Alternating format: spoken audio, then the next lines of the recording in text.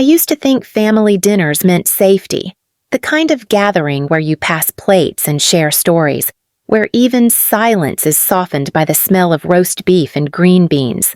That night in Round Rock, at my parents' house, the table looked the same as always.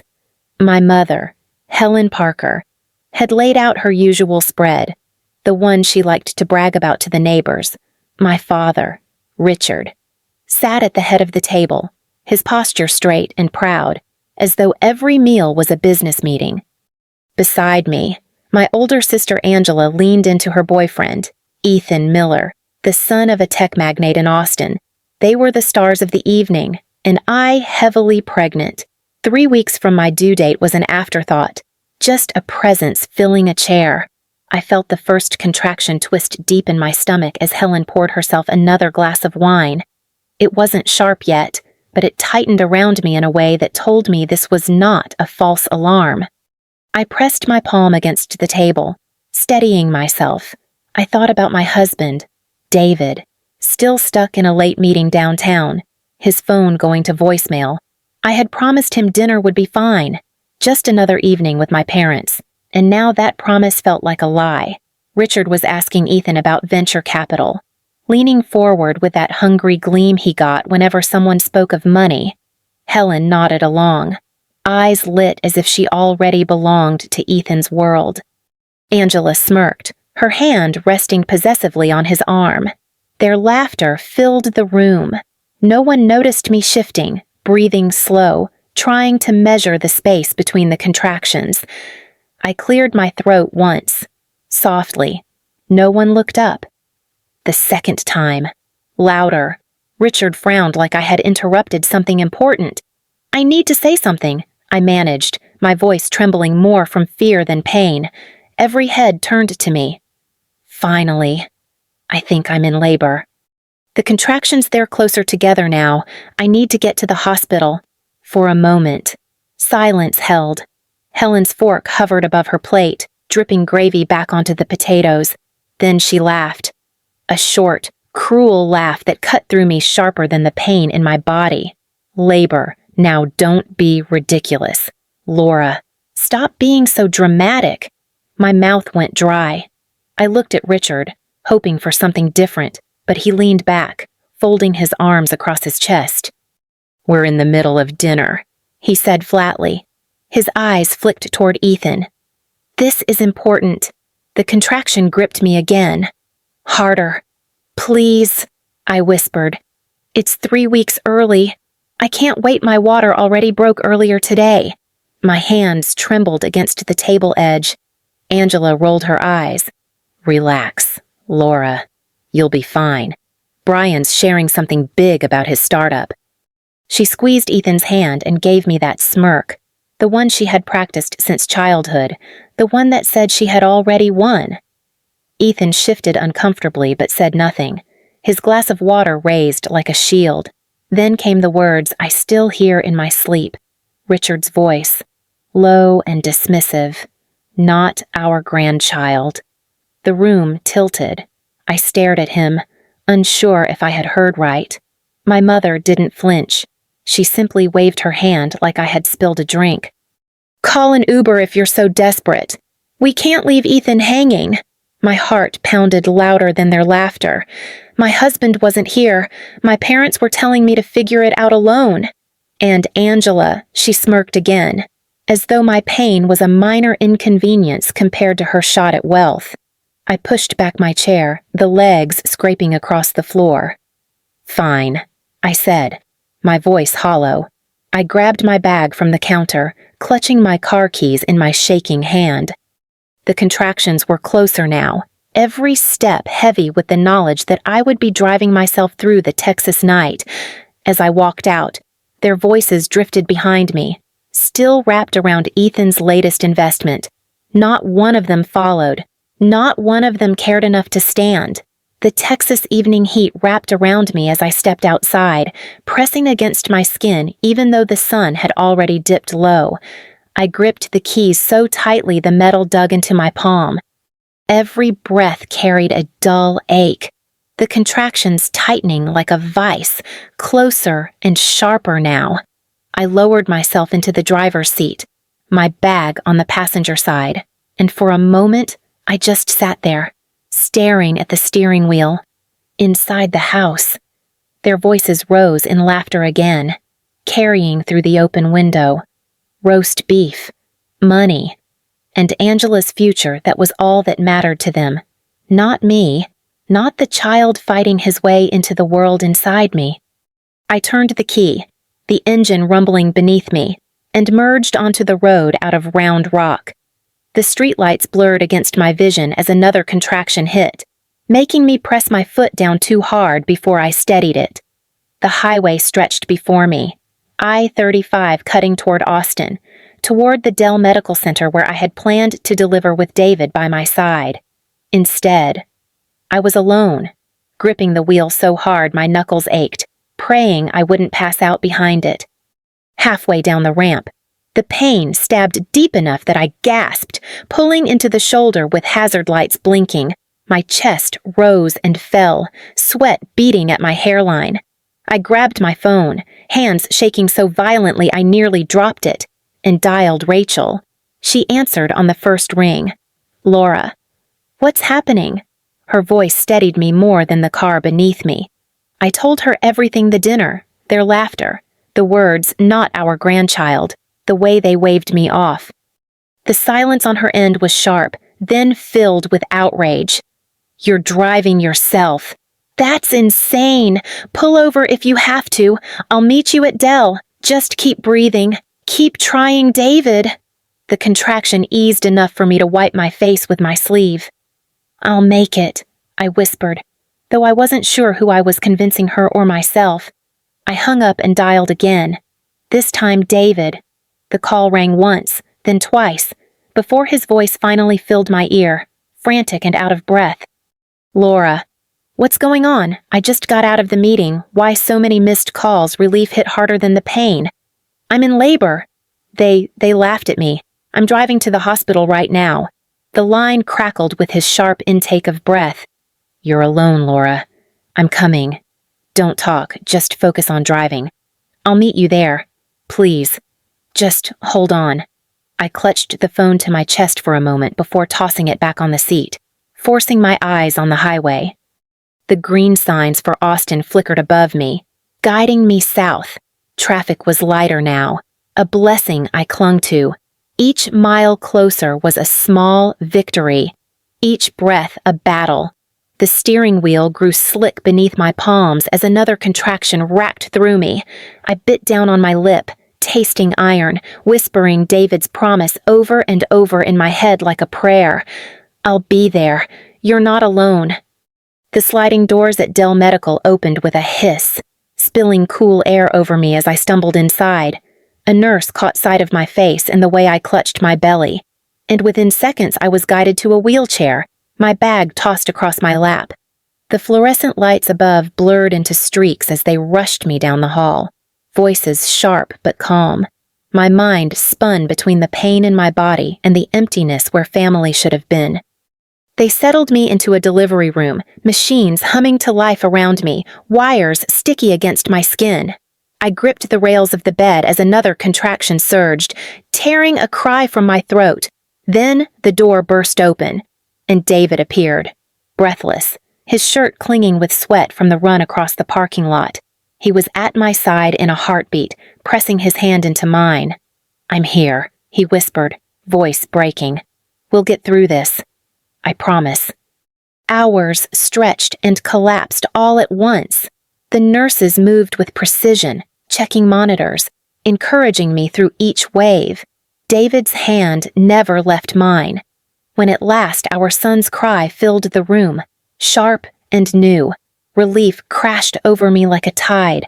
They placed him against my chest, his tiny fingers curling instinctively around mine, and for one perfect moment, nothing else existed.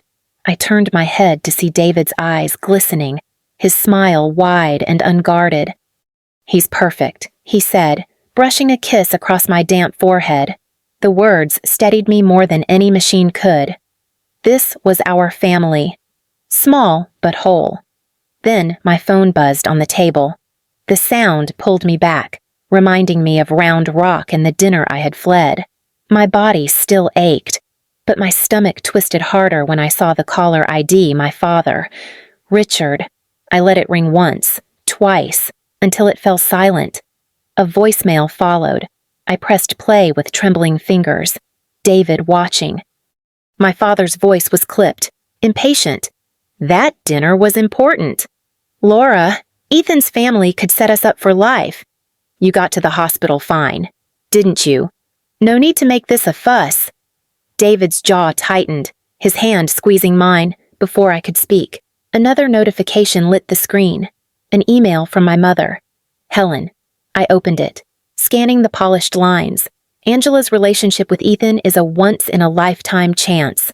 We couldn't leave in the middle of that. You'll understand when you're older. Don't exaggerate. Not a single word about the baby in my arms. Tears stung my eyes, not from exhaustion but from the hollow certainty settling in me. They had chosen ambition over blood. They hadn't even asked if he was healthy, or what his name was. David's voice cut through the silence, low and firm. They don't get to see him. Not after this. David's words lingered in the hospital room long after the monitors quieted and the nurses stepped out. They don't get to see him. His voice had carried a finality I had never heard before. And for once. I didn't argue. I only nodded, my throat too tight to form the agreement that lived in me.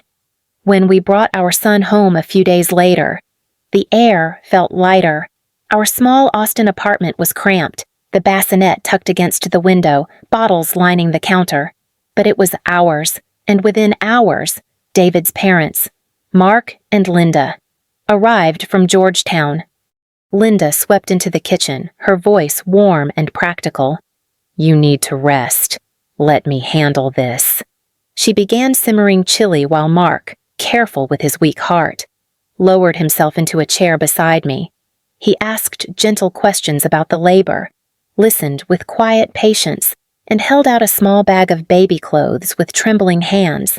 His smile, though tired, carried more love in one glance than Richard and Helen had shown me in years. For a moment, I allowed myself to breathe, surrounded by people who showed up without hesitation. I thought of the empty messages on my phone, the polished excuses that hadn't even included my son's name. The contrast cut sharper than any argument. But peace never held for long. A week into newborn nights, my notifications began to pile with unfamiliar accounts on social media. At first, I thought they were strangers, but the phrasing was too sharp, too familiar. So dramatic, making a family dinner about yourself. Another read Ethan's deal could change everything. Stop whining. The accounts had no photos, no history. But I knew the tone. It was Angela's, thinly disguised. I showed David, my hands trembling. His jaw tightened as he scrolled.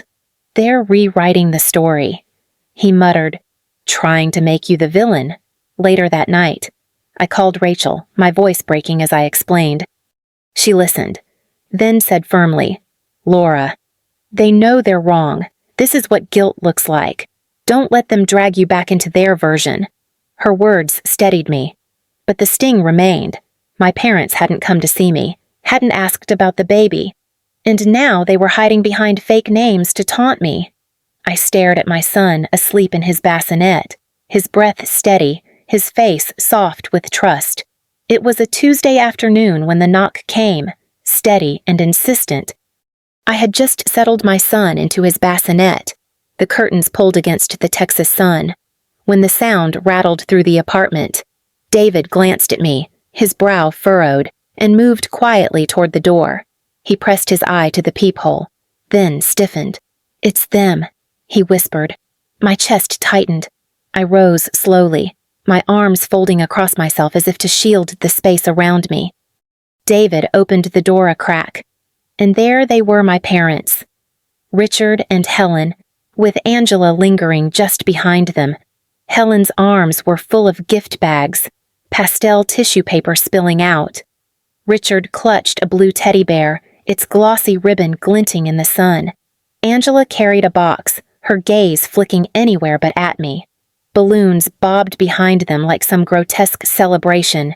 "Sweetheart," Helen said, her voice dripping syrup. "We brought things for the baby. Let's put all this behind us." The words made my stomach twist. I stepped into the doorway, my voice steady despite the tremor in my hands. "What are you doing here?" Helen's smile wavered but didn't break. "We just want to see our grandson. That's what's best for him. Isn't it?" David moved to my side, his stance protective. His voice was low, almost shaking with restrained fury. "You laughed when she begged for help," you said. "Not our grandchild. You don't get to walk in now with gifts and pretend none of it happened." Richard's face tightened, his jaw clenching as he thrust the teddy bear forward. "We were busy. Ethan's family could set us up for life. Don't make this bigger than it is."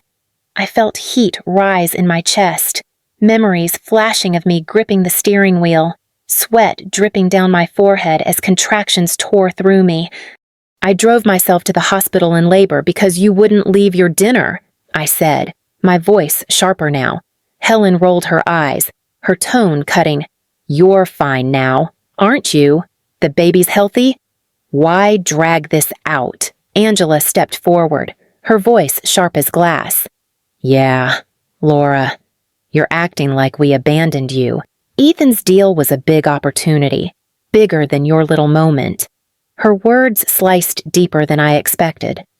My arms shook, not from fear, but from the weight of their audacity. In the living room, my baby's cry broke through, thin and urgent. I turned slightly, ready to go to him, but David touched my arm. "I'll get him," he said softly. Disappearing inside, I faced them again. The doorway a wall between us. "You think balloons and cheap gifts erase what you said. You didn't care about him when it mattered. You said he wasn't yours." My voice cracked but held. Helen's smile slipped, her eyes hardening. "Stop being so dramatic. We're here now. That's what matters." Something inside me snapped. My voice rose, steady but ice cold. "What child? What grandchild?" The words hung in the air, and for once, they had nothing to say. Richard's mouth opened, then shut. The teddy bear slipped slightly in his hand. Angela's box wobbled, nearly falling to the ground. Helen's face paled, her syrupy tone drained away. David returned, our son in his arms, his tiny fists clenched as he cried. His face was set, his eyes burning. "You heard her," he said, his voice firm. "Leave, or I'm calling the police." For a heartbeat, no one moved. Then Helen's lips thinned. "You'll regret this." "Laura," she hissed, "you're cutting off family for no reason." I pointed to the doorframe, my hand trembling but unyielding. "You cut yourselves off when you chose a dinner over my son. Go!" The baby's cries grew louder, piercing through the silence. Richard dropped the teddy bear onto the porch. Helen set her bags down with a forced clatter, and Angela muttered under her breath as she followed them down the walkway. The balloons bobbed uselessly in the hot wind. David shut the door with a slam that echoed through the apartment. He locked it, then slipped an arm around me as I held our son, rocking him until his cries softened.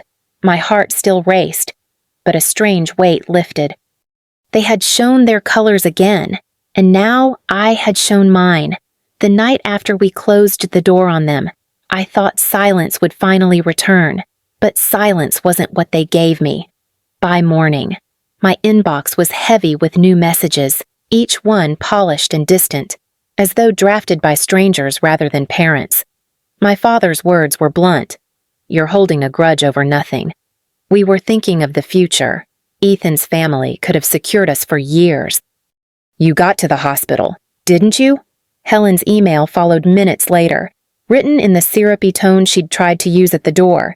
"Laura, you're being unfair. Angela's future with Ethan matters for all of us. That dinner was critical. Don't make a mountain out of a molehill." I read the words twice, my chest tightening, waiting for something that wasn't there. No mention of my son's name. No question about his health, only excuses, wrapped in sentences that dripped with entitlement. David skimmed them over my shoulder, his jaw clenching until the muscle pulsed at his temple. "They're still justifying it," he muttered. "Not one word about him." His voice dropped. "Colder. They'll never see him." I blocked their emails, my hands steady on the keyboard, though my stomach nodded. It should have been the end, but whispers traveled faster than I could hit delete. By the week's end, Rachel told me she'd overheard neighbors in Round Rock murmuring at a coffee shop. People who once waved at Richard and Helen now crossed the street. They let their daughter drive herself in labor. Someone had whispered, voice heavy with disbelief. For once. It wasn't just my word against theirs. The town that prided itself on family ties now knew what they had done. At the same time, Angela's carefully built pedestal began to tilt. News spread that Ethan's deal had faltered. His attention cooled. His promises dulled. Angela scrambled, chasing shadows of the wealth she thought she could hold. The child who had been lifted so high suddenly found the ground beneath her feet breaking apart. In the days that followed, the quiet inside our apartment began to feel like armor. David worked fewer hours, coming home in the afternoons with groceries or small toys tucked under his arm, eager to see our son's face light up. I picked up new freelance clients, balancing design work during nap times, finding pieces of myself again in the rhythm of everyday life. It wasn't easy, but it was ours. Support grew from places I hadn't expected. Mark and Linda called nearly every evening from Georgetown. Linda's voice was steady and warm as she offered tips about feeding schedules, while Mark, his heart too fragile for long visits, recorded videos of himself reading children's books, promising to share them in person soon. Their love slipped into the spaces my parents had left empty, showing up without condition, without performance. Rachel, too, became a constant presence. She stopped by with takeout tacos one night, fried chicken the next, sinking onto our couch with the ease of someone who belonged. One evening, as she held my son against her shoulder, she told me her story again, her voice low but firm. My dad always favored my brother. No matter what I did, it was never enough. He used to say I was too sensitive, too dramatic. Cutting him off was the hardest thing I ever did, but it gave me peace. You'll feel it too. Her words sank deep, a mirror reflecting what I hadn't been able to admit aloud. I wasn't just angry, I was mourning the parents I never truly had. And yet, as I looked around the room, David sitting cross-legged on the floor, our son gurgling in his lap, Rachel smiling through tired eyes, I realized family didn't need to be rewritten. It was already here. Still, the doubt lingered. Late at night, when the apartment fell silent except for the soft hum of the fridge, I found myself staring at my phone, half expecting another email, another text, another attempt to twist the truth. I wanted to believe blocking them had been enough, but their shadows clung stubbornly, reminding me of the words they had spoken, not our grandchild. Months passed, and the air in our apartment began to feel different, lighter, freer, as though the walls themselves had learned to breathe again. Each morning, sunlight spilled across the wooden floor, catching the soft curls of my son's hair as David bent low to tickle his tiny feet. Laughter filled the space where accusations once echoed. Meanwhile, in Round Rock, the world shifted against Richard and Helen. Rachel told me the whispers had grown louder. Neighbors at the grocery store no longer lingered for small talk. Church pews once filled beside them now sat empty. Their reputation, built on appearances, cracked under the weight of their choices. Angela had moved closer to downtown Austin, chasing Ethan's promise of wealth, only to find him pulling away when his venture stumbled. The pedestal my parents had built for her crumbled, leaving them stranded in the very future they had gambled everything for. I should have felt vindication, but what I felt instead was distance. Their downfall wasn't mine to carry, just as their ambitions had never been mine to fulfill. The cord had been cut the night I drove alone down I-35, and every attempt they made afterward only tightened the knot on their side. Mark and Linda remained steady, calling each week, sending care packages that smelled faintly of Linda's kitchen, reminders of what family could mean. Rachel dropped by often, laughter spilling over shared meals, her presence a thread stitching the edges of my days together. In that small circle, my husband, my son, my in-laws, my friend, I found a wholeness I had once thought impossible. One morning, as I rocked my son in the quiet glow of dawn, I whispered the truth I had come to know: family isn't proven by blood or by empty promises. It's proven by who shows up when the door is opened.